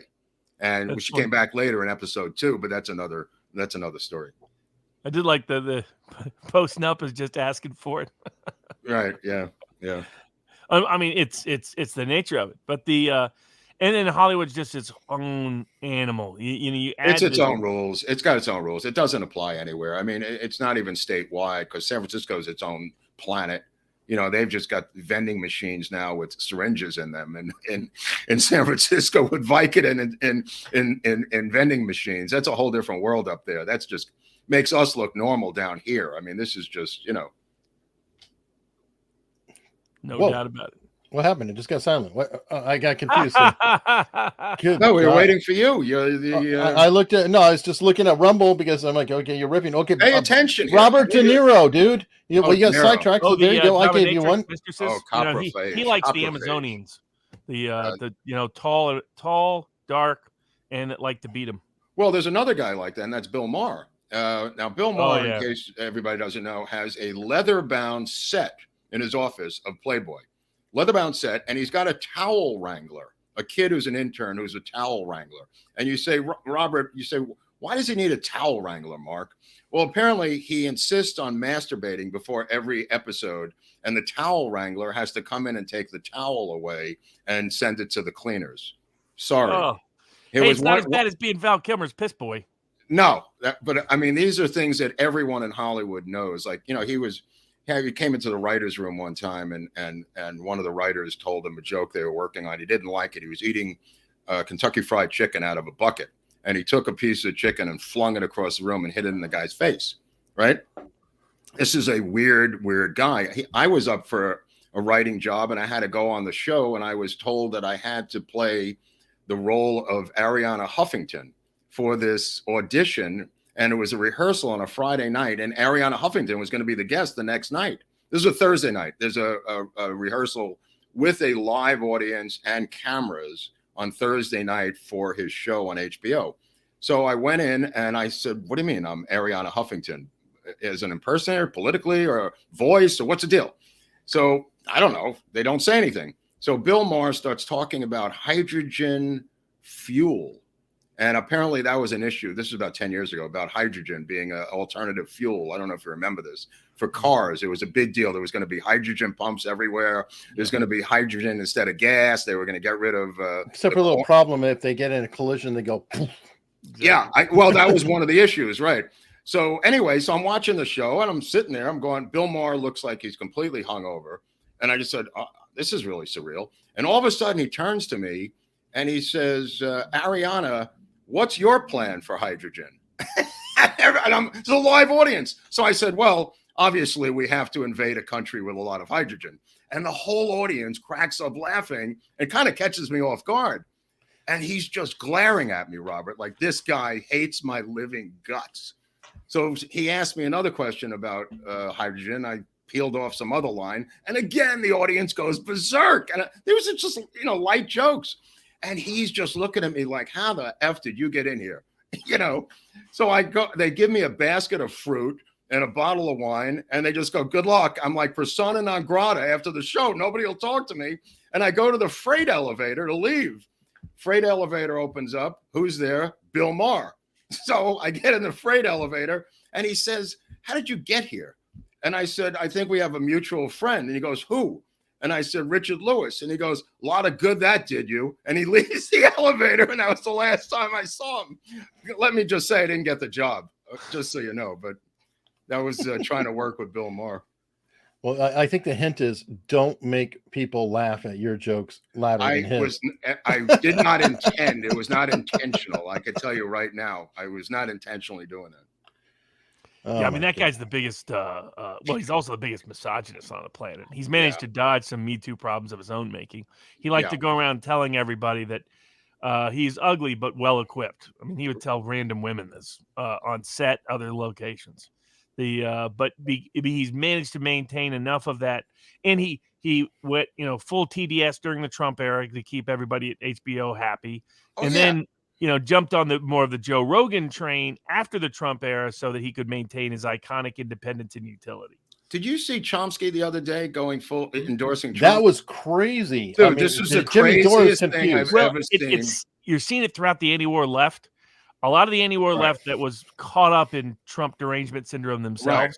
They're seeing that all the predictions of those of us on the populist anti-war right about Biden have come true in abundance. Right, exactly. Because Obama was good at hiding a lot of that stuff. Like they could see it, but they couldn't come to well, they're too busy listening to his pretty words. But a guy here who can't talk or Obama walk. Can't be the first black president. Can't possibly be the Nobel Prize winning president. Can't possibly be massively expanding war on whistleblowers, massively expanding drone warfare, massively expanding the scope and scale of the battlefield. But he was. But he was. But with Biden has none of Obama's immunity or charm or eloquence. Exactly. Or jump shot. With or the power, inherited or legacy control. of the problematic behavior. And now the left is witnessing it. And so you even see Caitlin Johnston, people like this, who had convinced themselves that Trump was just as bad as Biden. Well, for the audience at home, what Chomsky was talking about, that Trump was the only reasonable person on the political stage calling for peace talks, in this mad dog war in the Ukraine where so many people are dying. And we continue not to mention peace talks. And one of the most bizarre American foreign policy chapters I can ever remember. It goes beyond that. I mean, Zelensky's people leaked that Boris Johnson, the reason why he flew to Ukraine was to tell him, you will not do a peace deal. You will not negotiate peace. Well, yeah, I mean, Boris Johnson's days are numbered, but the fact that their electric bills went from $80 a month to $450 a month in London may be indicating that Boris Johnson has got to leave, and bring on the next douchebag. But the reality of it is the fact that the United States is not calling for peace talks in this thing at all. I mean, I don't even, they should call for peace talks just to fake us out. You know what I mean, Robert? Just as a fake out. But they're not even bothering to fake us out. They're just saying they're not even discussing peace talks. Yep. It's bizarre. Anyway, so that's what Chomsky was. They're afraid of him. I mean, some of the people that sat with the Ukrainians came back and got a bullet in the head when they got back to Kiev. Every time I saw a photo of the peace talks, there was one empty chair additional on the Ukrainian side each week. It was like being part of Stalin's advisory crew. Right. It was like musical chairs in reverse. Drum analogy. Yeah. But anyway, so Chomsky was talking about how Trump was the only rational person on the political stage calling for a peace talk.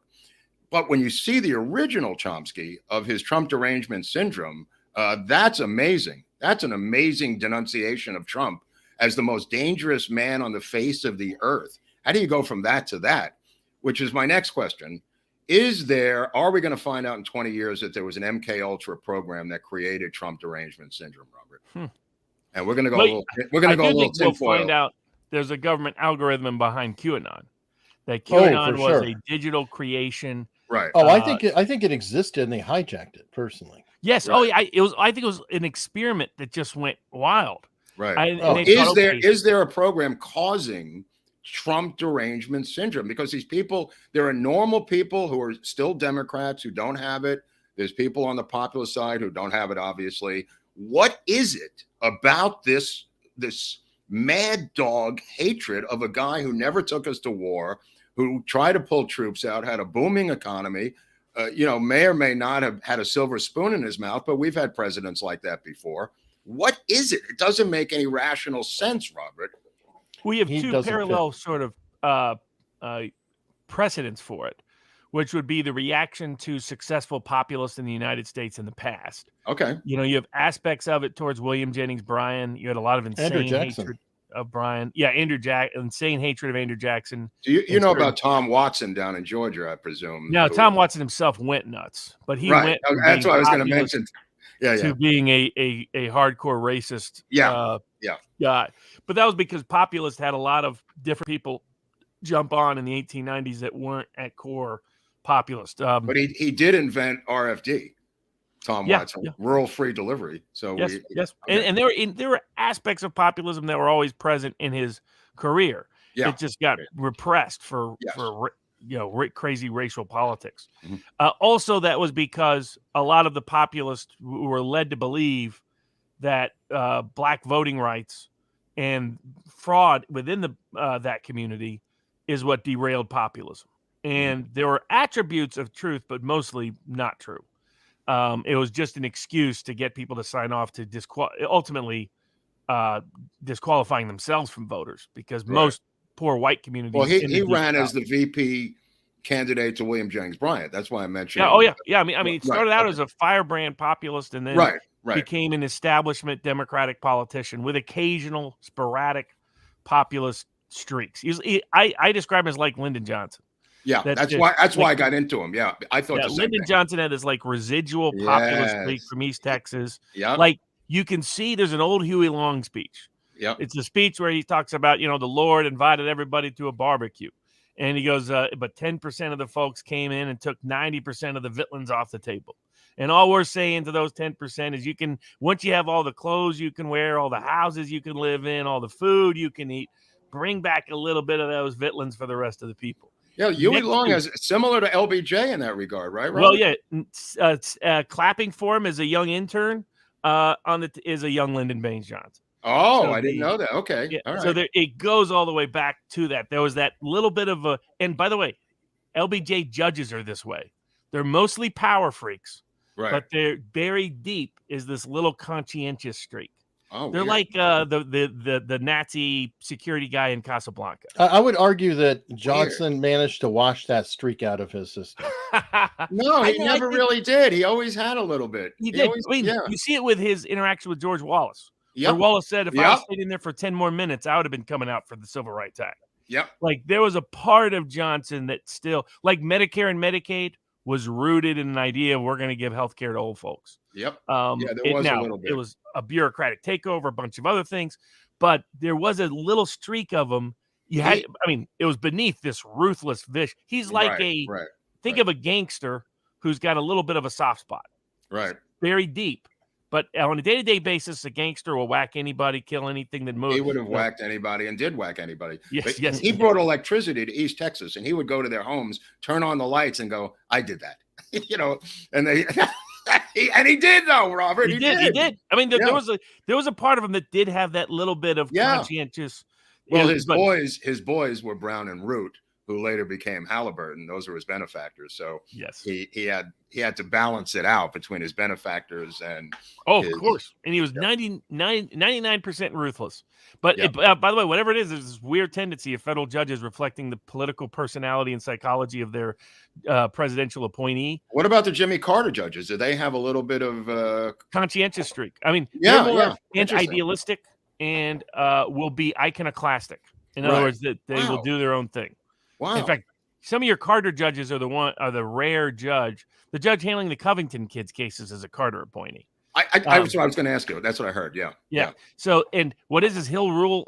He was one of the only judges to ever say, screw Section 230. It doesn't really apply. Wow. Now, he got overturned, but that's what I mean by a Carter appointee. There's a 1 in 10 chance he'll do something wild. Right. He's not restrained by typical politics. So they're broken clock judges or what?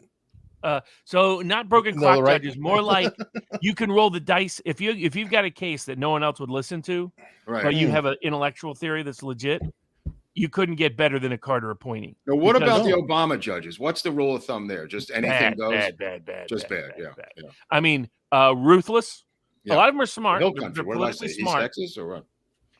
East Texas Hill Country. I mean, that's not far. What did I say?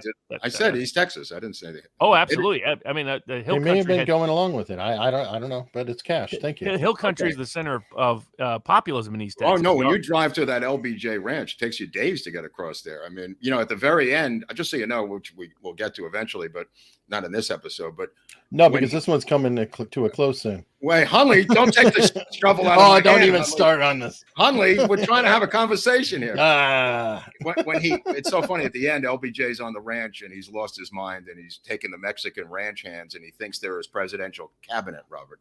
So he's asking them about Vietnam and he's looking at maps and everything. And they send a psychiatrist in from the law firm to make sure he's not blabbing. And they said, we'll have to kill the psychiatrist. But at the end, when he has the heart attack, he's smoking and drinking and he's got long hair and he's in his bedroom and he's on his record player singing along and playing the record like a bridge over trouble and tears rolling down his face. He played this record every single day, the Secret Service said, and then he killed over and died.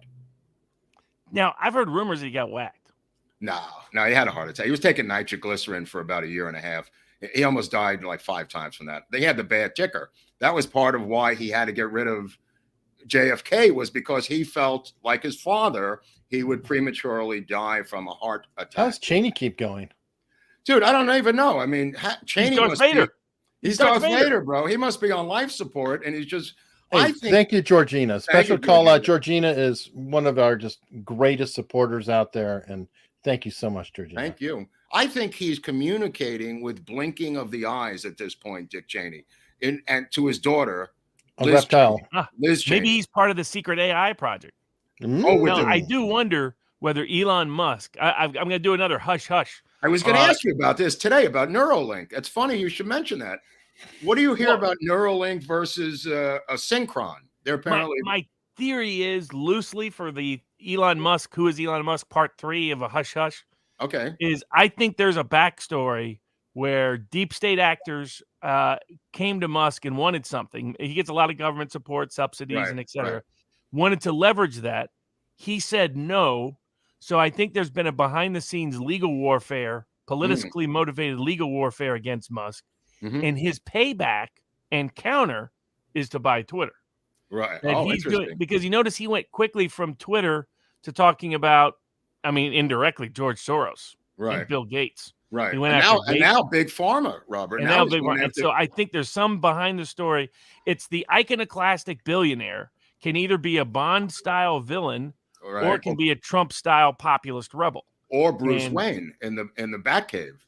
Yeah, I look at him more like Bruce exactly. He Wayne. could be Bruce Wayne. Right. And so there may be a Batman side to Elon Musk that Well, they're explains. clearly- He'd yeah. like the meme. I mean, come on, he likes memes. He can't be all does. bad. He does. Well, I'm hearing that and he loves Babylon B. Synchron, which is the competitor to Neuralink, is now ahead of him in terms of research and advancement. And Synchron may come to fruition faster than Neuralink. So I don't know. I just want to open my garage door with my mind. Is that possible if I get I just want to Neuralink? attach my brain to something electronic and live forever. Right. Look, let me ask you another question. What's going to happen with Twitter with the EU? Because they're not going to put up with his free speech. Well, I think there's criminal cases. I think they're trying to do everything possible against Yep. Musk. They brought a file class action suit in Delaware to try to stop the suit because all these pension managers are corrupt actors. This is what, like, people wonder, how is it we have woke capitalism? Because the Right. two are counter to each It doesn't make other. sense. It doesn't He's make exposing it though. This is kind of good in a way, no matter what, because Right. it's Oh, coming yeah. out, and people who would ignore it before because they're semi-interested in Musk Right. are starting to see it, and they're like, "Wait a minute, why?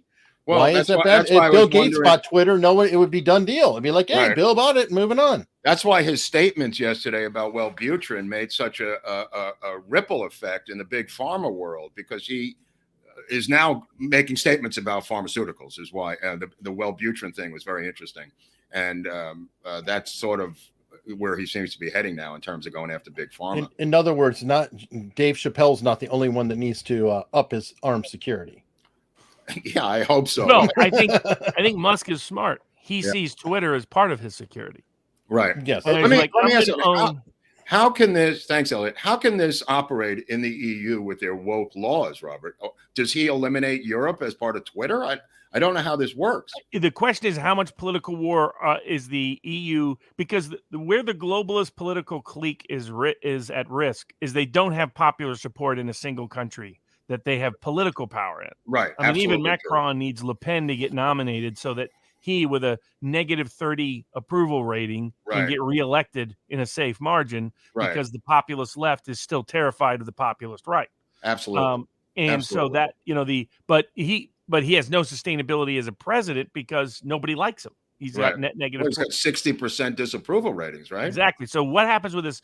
What Musk is exploiting is that they need gatekeeper control of all the social media big tech machine in order to suppress the dissent that's overwhelming in all of their nations. Ah, how true. How true. Right. Musk is threatening to be a breakthrough point on that. So I believe the same thing you do, and I believe that they will have to destroy Twitter as a concept and as a They'll company. try. And the question is, can they do so without exposing themselves in the process? Right. Or And will that's they the make gamble it, I think they're trying to will maneuver. they in. make a parallel parla, a left-wing parla? Also, what happens No. if Musk just decides to get overtly political? I mean, the Oh. man can fund his campaigns times 10, times 100 of what Trump could do. Right. He could also politically back. Look at Peter Thiel. He's Right. going to help support J.D. Vance getting Well, elected. he had Larry Ellison as one of his backers, from what I read yesterday in the Twitter takeover, right? Oh, yes. And Thiel has, supported Rumble. Thiel has supported locals. So you look PayPal at what, Mafia, and by the way, Jack Dorsey was part of the PayPal Mafia, and it's very interesting because I promised that Jack Dorsey is the one who was leaking him the information. Ah, very that's good. what the lawsuit alleges. The Is that class true? action suit just Oh, filed wow. against Musk Wow. says that Musk has been conspiring behind the scenes with Dorsey Wow. to take Twitter private and restore its free speech direction. I want to Wow. point out my own crazy conspiracy theory and see what you think. Go ahead. I feel like our female lawyer was actually running Twitter and Dorsey. That's Well, why I have she no went. doubt That's about not a that. conspiracy theory. Well, no, but- Before she came in, Yeah. when I sued Twitter, I had proposed that Twitter follow free speech to get around a bunch of issues to codify those as their terms of service. Dorsey was amenable. Right. And his lawyers spent a long time negotiating that possible outcome, and only at the last minute pulled back.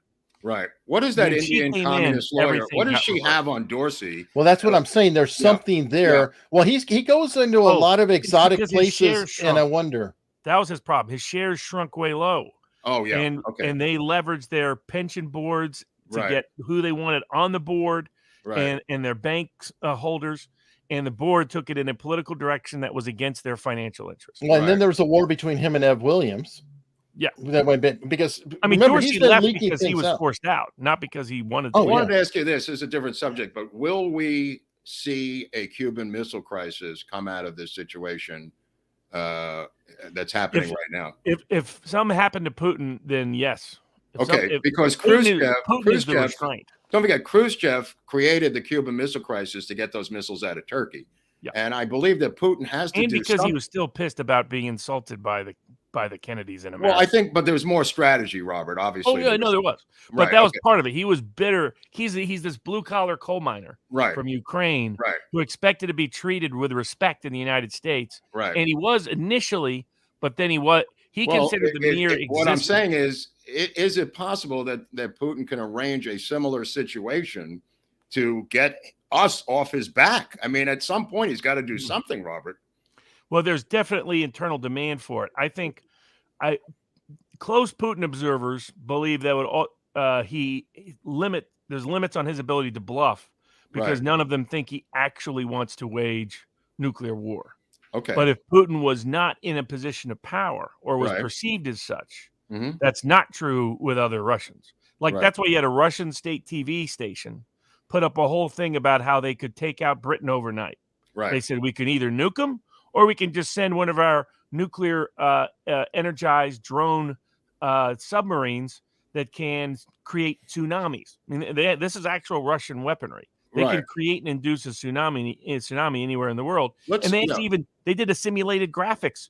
Here's what Britain looks like under a tsunami. Well, it's saber rattling is what they're doing. I mean, like he said, you can't use the weapons, but you have to saber rattle in an intellectual way. But by the way, that's what Trump was doing, and part of the reason everybody does it. Everybody does it, but Trump was good at the Andrew Jackson. Maybe I'm just crazy enough to do it. Well, that's the Nixon madman. That's also the Nixon madman strategy, Robert. Right?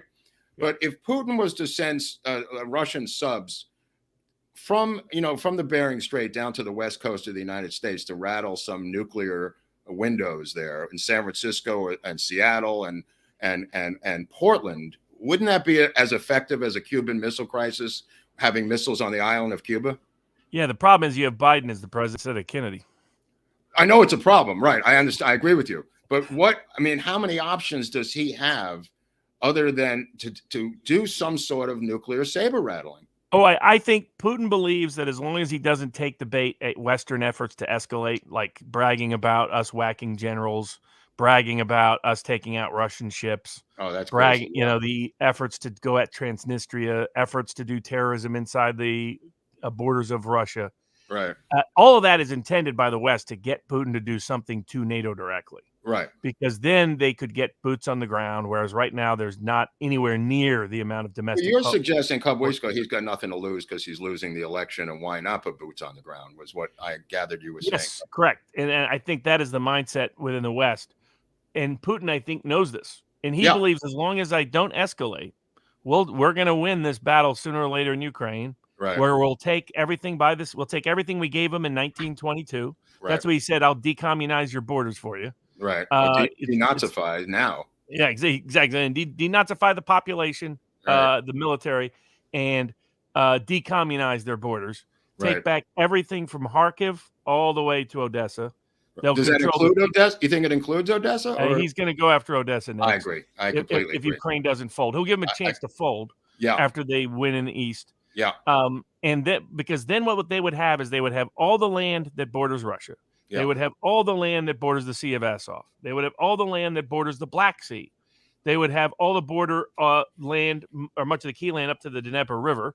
And they'll have all the best agricultural land in Ukraine, all the best natural resources and mineral land in Ukraine, all the best oil and gas land in Ukraine.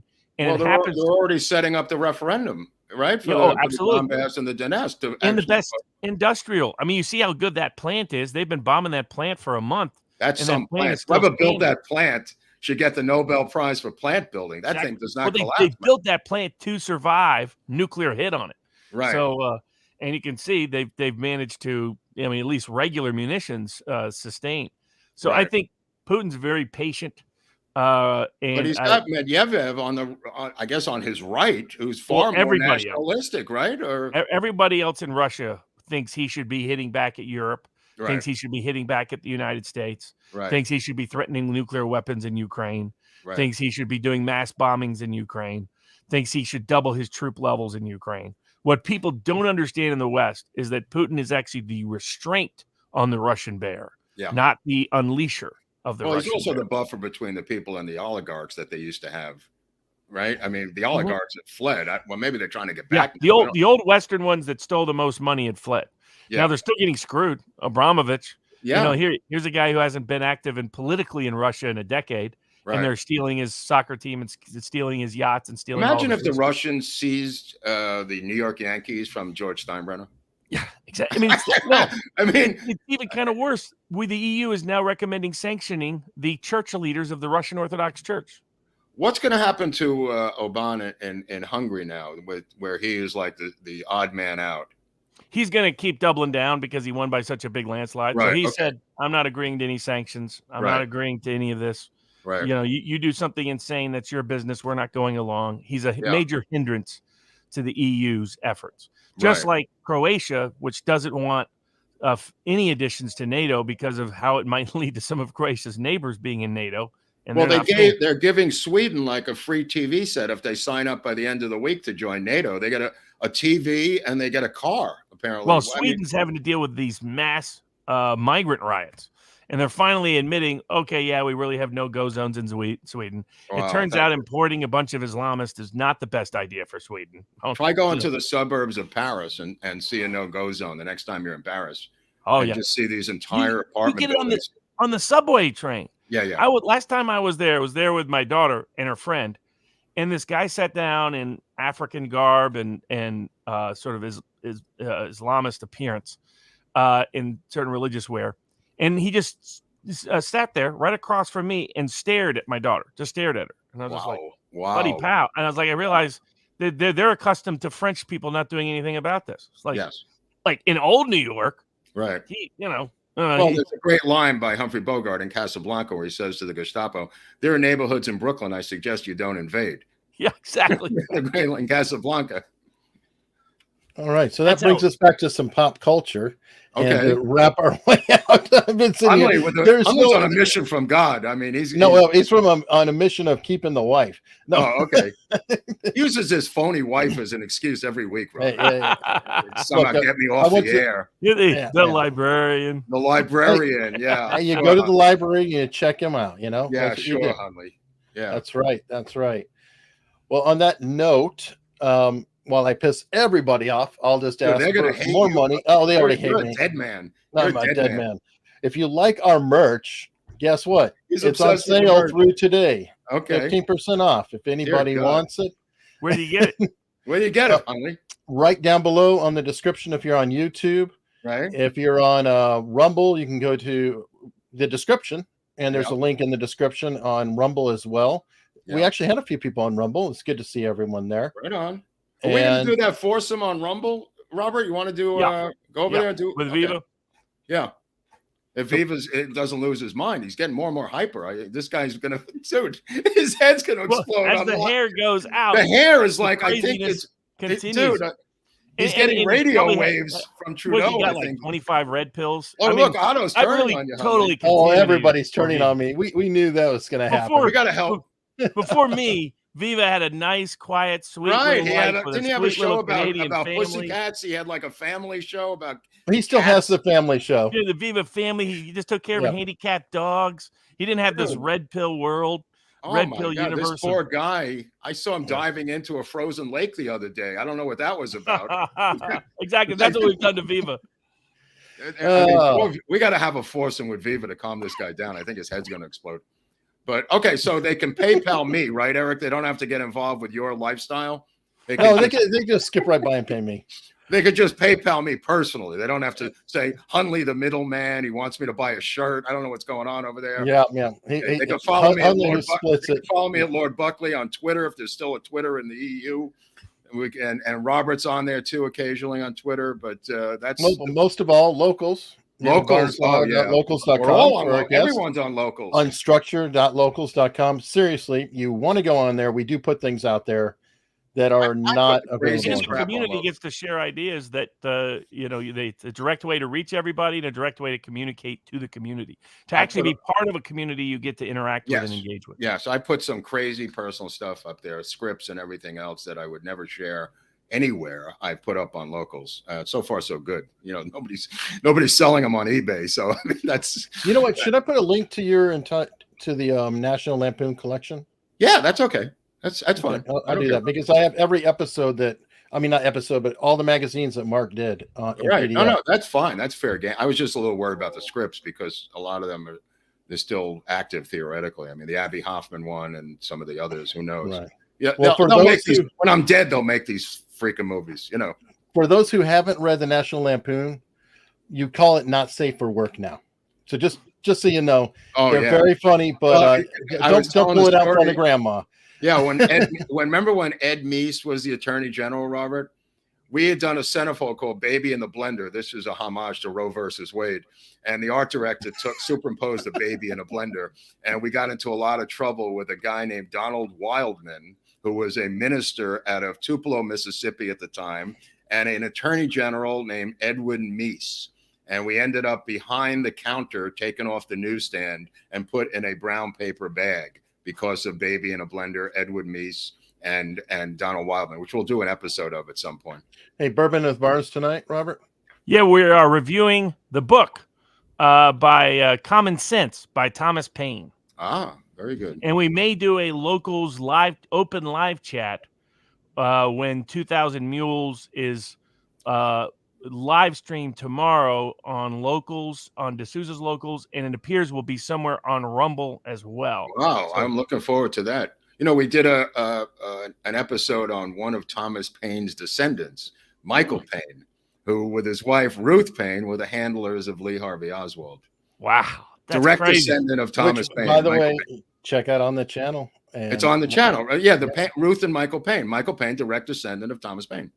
Wow. And also worked with what's his name from the Galen organization to develop Bell Helicopter, had his national security clearance in Texas, who came over with Von Braun in Operation Paperclip. Check that episode out, brother. All right, so that should hold everybody over until we wait a minute. We're not done yet. I am definitely the bad guy at all times. Jesus Christ! Right, what are you gonna do?